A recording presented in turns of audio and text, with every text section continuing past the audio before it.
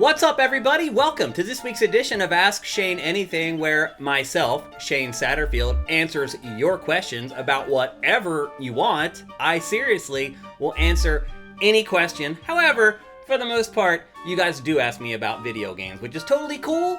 I totally get it. The reason this show happens is because a bunch of you guys and girls are pledging at $7 or more per month at patreon.com/SIFTD. That's that Ask Shane tier now.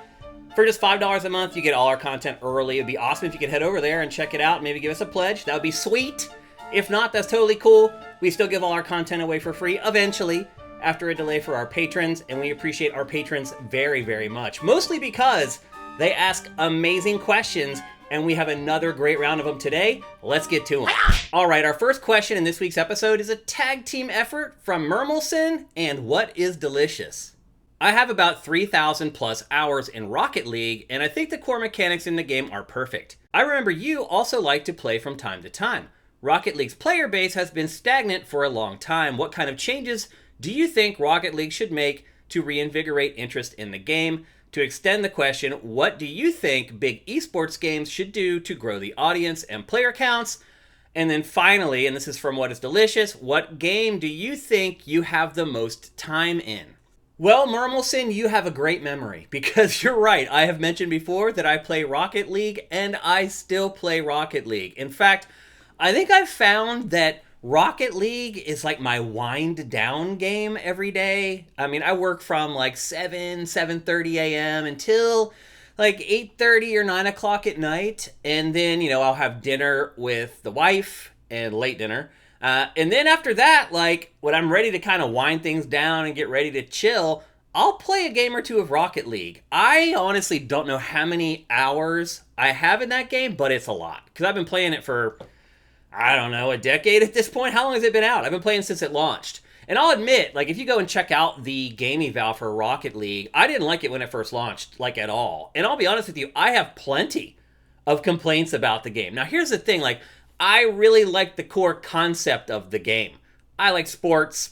I like video games. I like that they've kind of invented this video game sport, so to speak. Like my wife is always like, why are you playing that game again? Like she doesn't understand that like some games you play over and over and over again, and other games you play once and you get rid of them. Like she sees me playing Rocket League and she's like, why are you still playing that game? Like she doesn't get it. So Mermelson, I don't think I've put 3,000 hours into Rocket League, but I put in a ton.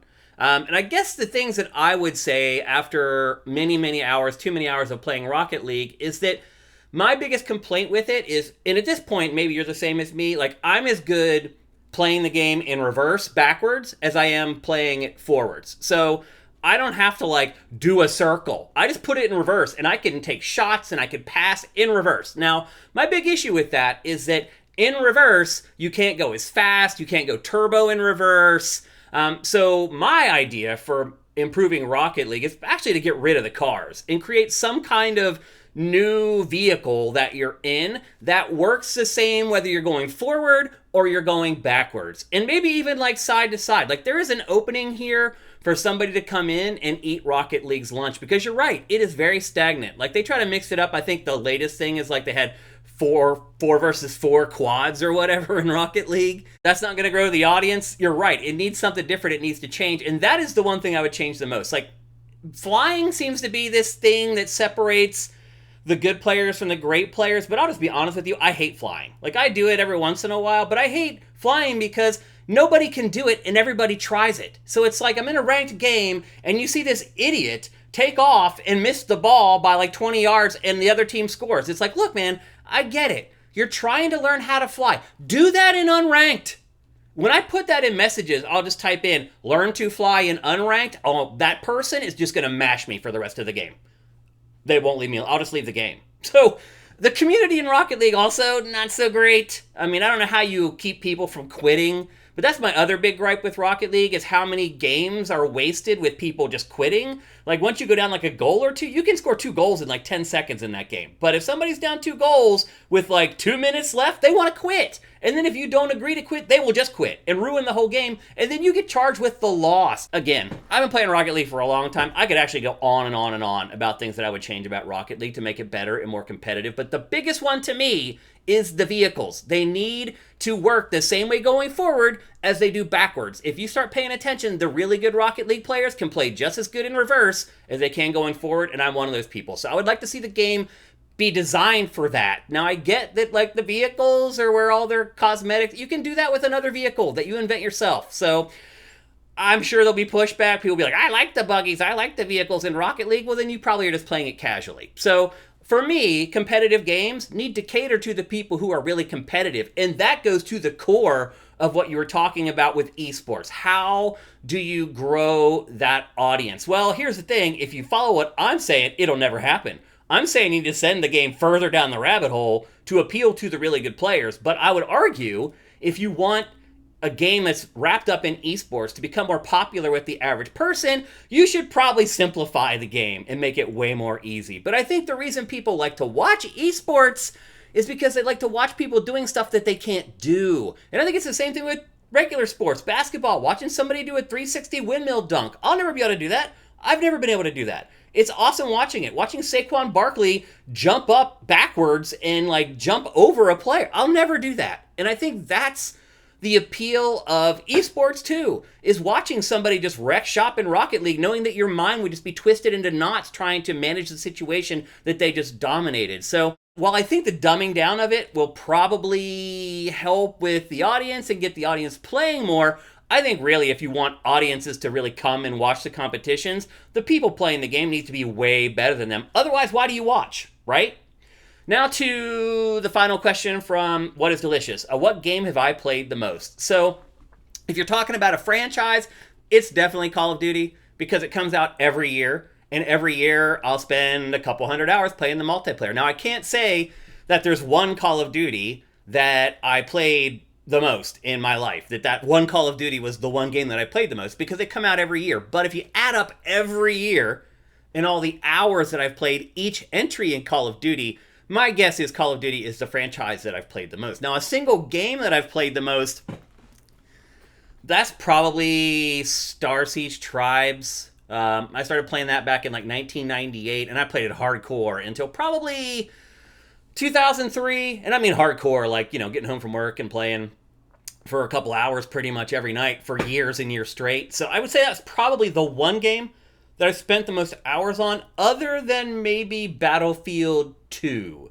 And see, Battlefield, now as far as individual entries are concerned, I've played those way more because they don't come out as often. There was a little run there where they were trying to get Battlefield out as often as Call of Duty. That didn't really work out. So Battlefield 2 came out, and then it was a long time before Battlefield 3. So I played the crap out of Battlefield 2. So that might be either the game I've played the most or the close runner-up, but probably those two games. But the franchise that I've played the most is definitely Call of Duty. All right, next up we have a question from NeoJD. As much as there's been fan outrage about Pokemon ZA, it sold 5.8 million units in its launch week. Once again, bringing up the point of how much should developers really be pouring into their games. Do you think going forward we'll see them start to budget their games cheaper and take a more Nintendo-like approach where they know they'll make a profit no matter what based on the low investment? Okay, NeoJD, there are a bunch of different layers to this. I mean, the first thing that I'm going to say that is kind of the obvious low-hanging fruit here is that it's Pokemon. And there are few franchises as popular as Pokemon. And is it the only franchise that could get away with this? It might be. I mean, you look at some of the other big games, like lately there's the viral sensation Peak, which is like a cooperative mountain climbing game. That game doesn't look the best, but it's very popular. So I do feel like there's an opportunity to break through poor presentation with great gameplay or a great experience like the cooperative thing in Peak. It's not really even about the gameplay, it's about playing it with other people. So I do feel like there are things that can break through the IP thing, but for the most part, 95% of the time, it's just about the IP. And for better or worse, whatever Pokemon Company, Game Freak, and Nintendo put out, the fans just line up to buy it. Now, you said it sold 5.8 million its first week, which is accurate. But what we don't know is what is the follow-up going to look like. Because that's pretty much like almost mainline Pokemon next-gen level sales for the first week. Now, the thing with those mainline Pokemon games is they keep selling for months and months and months after that. Will that happen with ZA?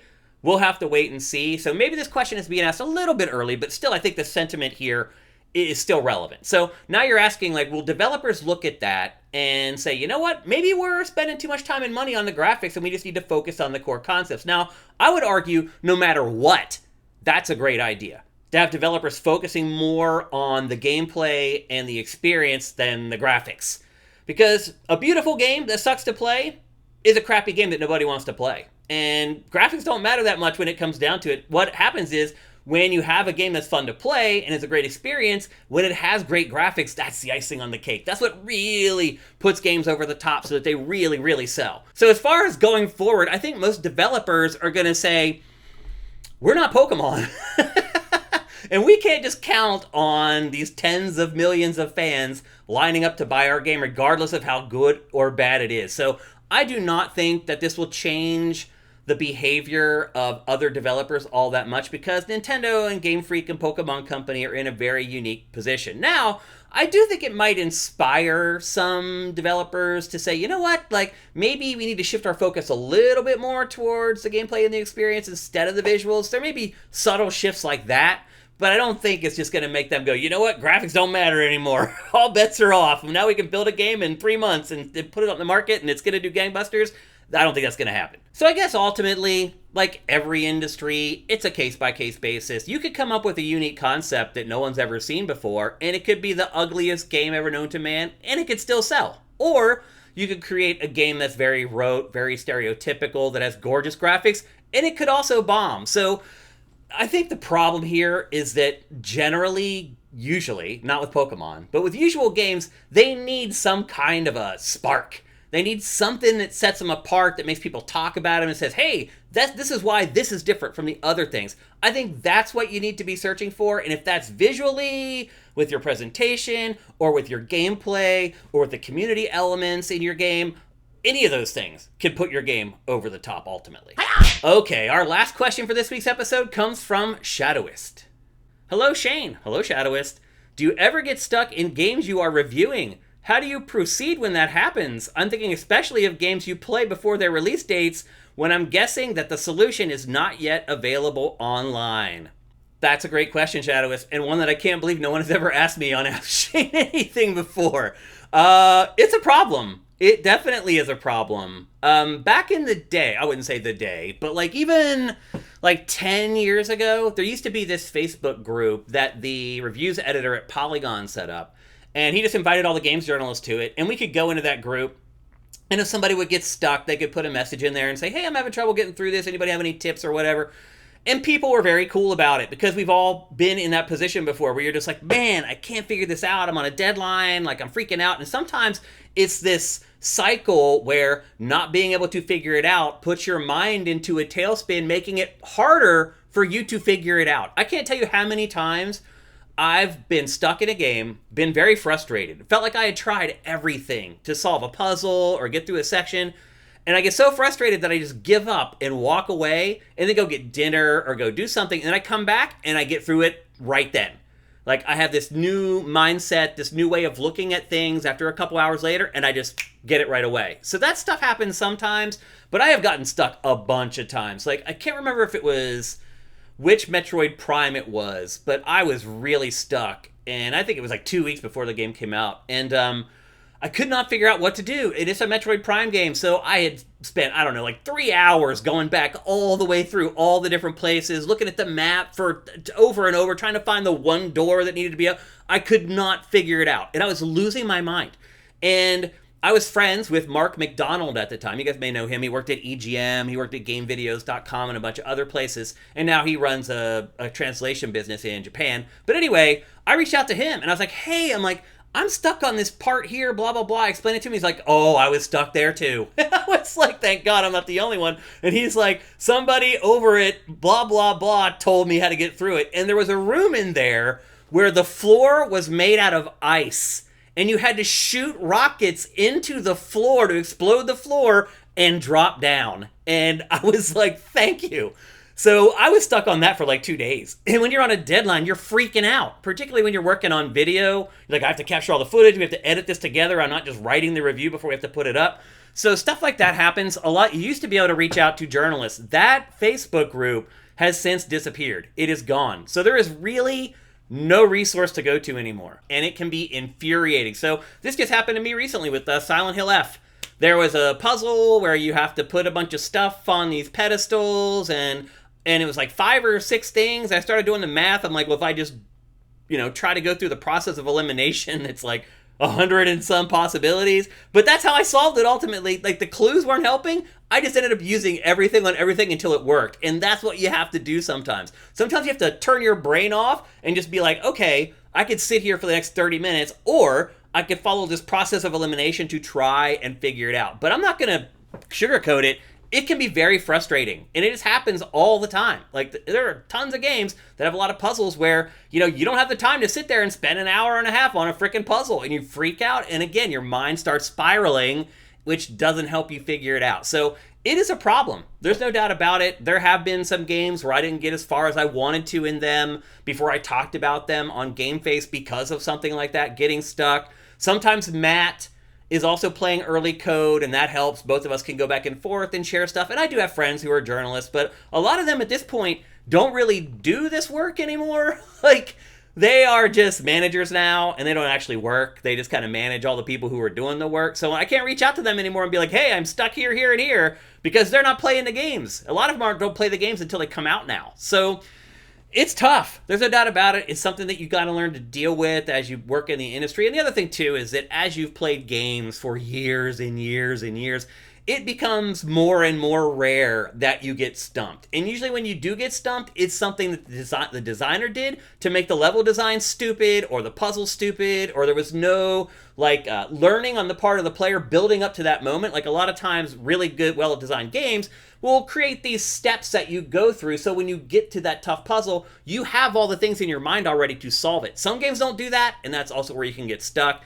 Indie games a lot of the time where they're not tested really well, stuff like that. You run into issues there, but yeah, there's no miracle cure, there's no miracle fix. You have to just kind of figure it out on your own, or reach out to your own resource. Okay, that's it for this week's edition of Ask Shane Anything. Again, such great questions, but we do need more. So please head on over to sifted.net. Look in the header there. There's a link that'll take you to our forums. Ask me questions about anything. We hardly get questions about non-game related stuff anymore, which I find interesting. But I'll answer whatever you got. So head on over there, ask me some questions. Also, if you like what we're doing here, please consider heading to our Patreon and helping us out over there at patreon.com/sifted. That's SIFTD. For those of you who are just listening to the podcast version of this show, for $5 a month, you get all our content early. If you pledge at $7 or more per month, this show's going to definitely keep on rocking. So thank you. And thanks to anybody who does anything to help us. I hope you guys have a safe and awesome Halloween. And don't forget that sleep is for the dead. Play games instead.